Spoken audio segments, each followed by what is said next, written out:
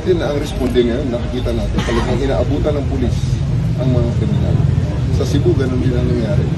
May nang-agaw ng baril, responde ang pulis ng mabilis, inabutan niya ng kriminal. Isang nakakalungkot na balita rin, incident rin. Napatay din ng kriminal ang ating pulis. It's never a consolation na napatay din natin yung kriminal na nakapatay sa pulis natin. So, the same that happened in Cebu.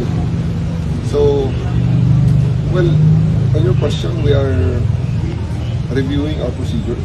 We are also reviewing our mga SOPs para mamitigate ang danger. Kasi totoo talaga yan. Kaya nga, kung saan tumatakbo palayo ang ibang ang mga mamamayan dahil sa takot, dahil sa may nangyayari, sa may kriminal na nagkaganap, ang pulis ay pasalubong doon sa kriminal na yun, sa kriminal na nangyayari. Yan naman ang gusto natin mangyari. Kasi nga, kaya nga responde. Pero of course, ang danger, laging nandyan. We recognize that.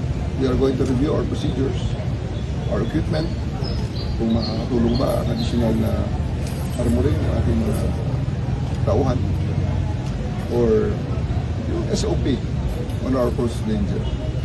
But be that as it may, meron na yan. Isa lang talaga sigurado natin gustong emphasize dito.